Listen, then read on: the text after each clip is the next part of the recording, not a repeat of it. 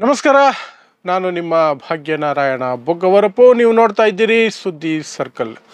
ಮಕ್ಕಳ ಏಳಿಗೆಯನ್ನು ನೋಡಿ ತಂದೆ ತಾಯಿ ಬಹಳ ಖುಷಿ ಪಡ್ತಾರೆ. ಅದರಲ್ಲೂ ತಂದೆ ಬಹಳ ಖುಷಿ ಪಡ್ತಾನೆ. ಅದರಲ್ಲೂ ತನ್ನ ಮಗಳು ಏನಾದರೂ ಸಾಧಿಸಿದ್ದಾರೆ ಅಂತಂದರೆ ತಂದೆಗೆ ಬಹಳ ಸಂತೋಷ ಇರುತ್ತೆ, ಗರ್ವ ಇರುತ್ತೆ, ಹೆಮ್ಮೆ ಇರುತ್ತೆ, ಮೀಸೆ ತಿರುಗ್ಕೊಂಡು ಓಡಾಡೋದನ್ನು ನಾವು ನೋಡಿದ್ದೀವಿ. ಆದರೆ ಇಲ್ಲೊಬ್ಬರ ತಂದೆ ತನ್ನ ಮಗಳ ಏಳಿಗೆಯನ್ನು ಸಹಿಸಲಾರದೆ, ಮಗಳ ಏಳಿಗೆಯ ಬಗ್ಗೆ ದಿನ ಬೆಳಗಾದರೆ ಜನ ಹೊಗಳ್ಕೊಂಡು ನನ್ನನ್ನು ಏನೂ ಸಾಧಿಸಿಲ್ಲ ಅನ್ನೋ ರೀತಿಯಲ್ಲೋ, ಮಗಳ ದುಡ್ಡಲ್ಲಿ ಬದುಕ್ತಾ ಇದ್ದೀನಿ ಅನ್ನೋ ರೀತಿಯಲ್ಲಿ ನೋಡ್ತಿದ್ದಾರೆ ಅನ್ನೋ ಕಾರಣಕ್ಕೂ, ಮತ್ತು ಮಗಳು ನನ್ನ ಮಾತು ಕೇಳ್ತಾ ಇಲ್ಲ, ಮಗಳು ತುಂಬ ಎತ್ತರಕ್ಕೆ ಬೆಳೆದ್ಬಿಟ್ಟಿದ್ದಾಳೆ, ನ್ಯಾಷನಲ್ ಲೆವೆಲ್ ಟೆನ್ನಿಸ್ ಪ್ಲೇಯರ್ ಆಗಿಬಿಟ್ಟಿದ್ದಾಳೆ, ಕೋಚಿಂಗ್ ಸೆಂಟರ್ ನಡೆಸ್ತಾಳೆ ಟೆನ್ನಿಸ್ದು, ಇಷ್ಟೆಲ್ಲ ಮಾಡ್ತಾಳೆ, ಅವಳು ಬದುಕಿರಬಾರ್ದು ಅಂತ ಪಾಪ ಅಡುಗೆ ಮನೆಯಲ್ಲಿ ಅಡುಗೆ ಮಾಡ್ತಿದ್ದಂತಹ ಮಗಳನ್ನ ಬಂದೂಕು ತಗೊಂಡು 6 ಸುತ್ತಿನ ಗುಂಡು ಹಾರಿಸಿ 3 ಗುಂಡುಗಳು ಗೆತ್ತಾಕಿ national level tennis player Radhika Yadav ತನ್ನ ತಂದೆಯಿಂದಲೇ ಕೊಲೆಯಾಗ್ತಾಳೆ. 25 ವರ್ಷ ಆಕೆಗೆ. ಇನ್ನು ಬಹಳ ಫ್ಯೂಚರ್ ಇತ್ತು. ಭಾರತಕ್ಕೆ ಅಂತಾರಾಷ್ಟ್ರೀಯ ಮಟ್ಟದಲ್ಲಿ ಟೆನ್ನಿಸ್ ಆಡುವಂತಹ ಅವಕಾಶವೂ ಸಹ ಇತ್ತು. ಎಲ್ಲವೂ ಈಗ ಖತಮ್, ಫಿನಿಶ್. ಯಾರು? ಸ್ವಂತ ತಂದೆ, ಹೆತ್ತ ತಂದೆ ಮಗಳ ಏಳಿಗೆ ಮತ್ತು ಮಗಳು ತನ್ನ ಮಾತು ಕೇಳಲ್ಲ ಅನ್ನೋ ಸಿಟ್ಟಿಗೆ ಕೊಂದು ಬಿಸಾಕಿದ್ದಾನೆ. ಸೊ ಏನಿದು ಪ್ರಕರಣ, ಏನೇನು ನಡೀತು, ಎಲ್ಲಿಯದು ಅನ್ನೋದರ ವಿವರಗಳನ್ನು ಕೊಡ್ತೀನಿ. ಹರಿಯಾಣದ ಗುರುಗ್ರಾಮದಲ್ಲಿರುವಂತಹ ರಾಧಿಕಾ ಯಾದವ್ ಬಹಳ ಸ್ವಲ್ಪ ಹೆಸರು ಮಾಡಿರುವಂತಹ ಕ್ರೀಡಾಪಟು, ರಾಷ್ಟ್ರೀಯ ಮಟ್ಟದಲ್ಲಿ ಟೆನ್ನಿಸ್ ಆಡ್ತಾ ಇದ್ದಂತಹ ಕ್ರೀಡಾಪಟು. ತಾನು ಟೆನ್ನಿಸ್ ಆಡೋದು ಅಲ್ಲದೆ ಟೆನ್ನಿಸನ್ನು ಕಲಿಸೋದಕ್ಕೆ ಟೆನ್ನಿಸ್ ಅಕಾಡೆಮಿಯನ್ನು ಸಹ ತನ್ನ ನೇತೃತ್ವದಲ್ಲಿ ನಡೆಸ್ತಾ ಇದ್ಲು. ಅಂದರೆ ತಾನೇ ಅದಕ್ಕೆ ಎಲ್ಲವೂ ಸಹ ಆಗಿದ್ಲು. ಅದರ ಜೊತೆಗೆ ಅವಳಿಗೆ ಒಂದಷ್ಟು ರೀಲ್ಸ್ ಮಾಡುವಂತಹ ಮನಸ್ಥಿತಿ ಇತ್ತು. ರೀಲ್ಸ್ಗಳನ್ನು ಮಾಡ್ತಿದ್ಲು. ಯಾವುದೋ ಪ್ರೀತಿಯಲ್ಲೂ ಇದ್ಲು ಅನ್ನೋದು ಸಹ ಇದೆ, ಅದರ ಖಾತರಿ ಇಲ್ಲ, ಅದು ಇಲ್ಲ.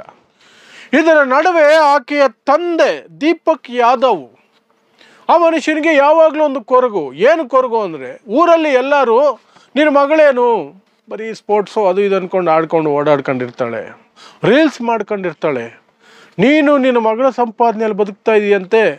ಇಂತಹ ಮಾತುಗಳನ್ನು ಕೇಳಿ ಕೇಳಿ ಸಾಕಾಗೋಗಿತ್ತಂತೆ ಮನುಷ್ಯನಿಗೆ. ಅದರ ಜೊತೆಗೆ ಮಗಳಿಗೆ ರೀಲ್ಸ್ ಮಾಡಬೇಡ, ಟೆನ್ನಿಸ್ ಅಕಾಡೆಮಿಯನ್ನು ಬಂದ್ ಮಾಡು, ನೀನು ಯಾರನ್ನೋ ಪ್ರೀತಿಸ್ತಾ ಇದೆಯಲ್ಲ ಅದು ಮಾಡಬೇಡ, ಕಂಟಿನ್ಯೂ ಮಾಡಬೇಡ, ಈ ಎಲ್ಲ ರೂಲ್ಸ್ ರೆಗ್ಯುಲೇಷನ್ಗಳನ್ನು ಮಿಸ್ಟರ್ ದೀಪಕ್ ಯಾದವ್ ಹಾಕಿದ್ದಂತೆ ಸ್ವಂತ ಮಗಳಿಗೆ. ಮಗಳು ರಾಷ್ಟ್ರೀಯ ಮಟ್ಟದಲ್ಲಿ ಪ್ಲೇಯರ್ ಆಗಿದ್ದರೆ ಎಷ್ಟು ಹೆಮ್ಮೆ ಪಡಬೇಕು. ಯಾರಾದರೂ ಏನಾದರೂ ಯಾವುದು ಏನೀಗ ಅನ್ಬೋದಾಗಿತ್ತು. ಆದರೆ ಈ ವ್ಯಕ್ತಿಯ ಮನಸ್ಥಿತಿ ಆಗಿರಲಿಲ್ಲ.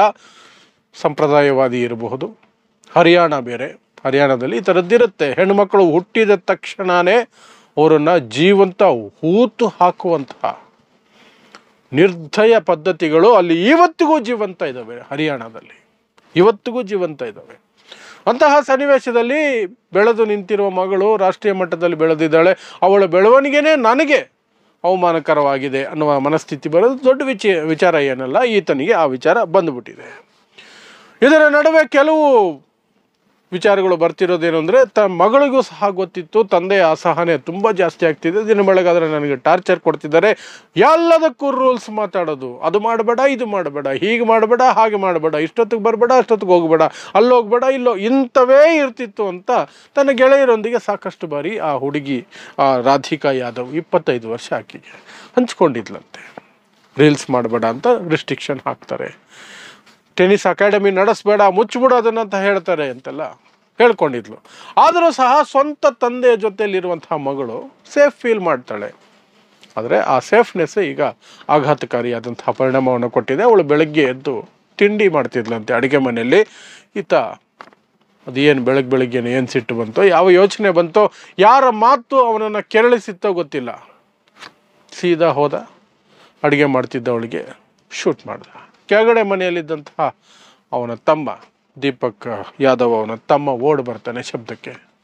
ನೋಡಿದ್ರೆ ಆ ಹೆಣ್ಣು ಮಗು ರಕ್ತದ ಮಡುವಿನಲ್ಲಿ ಬಿದ್ದಿದೆ. ಅಷ್ಟೊತ್ತಿಗೆ ಬೇರೆ ರೂಮಲ್ಲಿದ್ದಂತಹ ಮಗ, ಈ ರಾಧಿಕಾ ಯಾದವ್ ಅವರ ಅಣ್ಣ, ಅವನು ಓಡಿ ಬರ್ತಾನೆ. ಬಂದು ನೋಡಿದ್ರೆ ಇಲ್ಲ, ತಂಗಿನ ಕೊಂದು ಹಾಕಿದ್ದಾನೆ ತಂದೆ ಅಂತ ಪೊಲೀಸರಿಗೆ ತಿಳಿಸ್ತಾರೆ. ಪೊಲೀಸರು ಬಂದು ಪ್ರಕ್ರಿಯೆಗಳು ನಡೀತಾ ಇದೆ. ಸೊ ಇಲ್ಲಿ ನಾವು ನೋಡಬೇಕಾಗಿರುವಂಥದ್ದು ನಮ್ಮ ಸಮಾಜ ಇನ್ನೂ ಸಹ ಯಾವ ಮಟ್ಟದಲ್ಲಿ ಯಾವ ರೀತಿಯಲ್ಲಿ ಯೋಚನೆ ಮಾಡ್ತಿದೆ ಅಂತ.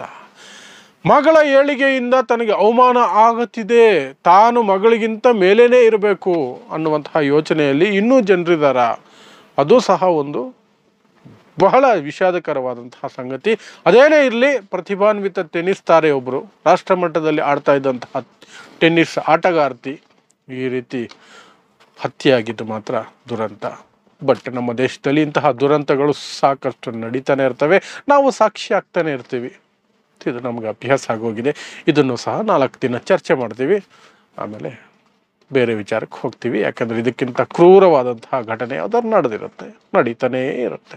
That's how we live, that is what India is. Okay, so ಇದು ಇವತ್ತಿನ ವಿಶೇಷ ವರದಿ. ಇಂತಹದೇ ವಿಶೇಷ ವರದಿಗಳನ್ನು ನಿರಂತರವಾಗಿ ಕೊಡ್ತಿರುವಂತಹ ಸುದ್ದಿ ಸರ್ಕಲನ್ನು ದಯವಿಟ್ಟು ತಾವೆಲ್ಲ ಸಹ ಸಬ್ಸ್ಕ್ರೈಬ್ ಮಾಡ್ಕೊಳ್ಳಿ. ಸಾಕಷ್ಟು ಜನ ಸಬ್ಸ್ಕ್ರೈಬ್ ಮಾಡ್ಕೊಳ್ಳೋದೇ ವಿಡಿಯೋಗಳನ್ನು ನೋಡ್ತಿದ್ದೀರಿ. ದಯವಿಟ್ಟು ಸಬ್ಸ್ಕ್ರೈಬ್ ಮಾಡ್ಕೊಳ್ಳಿ, ಒತ್ತಿ. ನಿಮಗೆ ವಿಡಿಯೋಗಳು ಇಷ್ಟ ಆದರೆ ಶೇರ್ ಮಾಡ್ಕೊಳ್ಳಿ. ಸಬ್ಸ್ಕ್ರೈಬ್ ಮಾಡುವುದರ ಜೊತೆಗೆ ಜಾಯಿನ್ ಬಟನ್ ಒತ್ತಿ ಈ ಚಾನಲ್ಗೆ ಸಹಕರಿಸುವಂತಹ ಕೆಲಸವನ್ನು ಸಹ ನೀವು ಮಾಡಬಹುದು ಅಂತ ಹೇಳ್ತಾ ನಾನು ಮಾತು ಮುಗಿಸ್ತೀನಿ.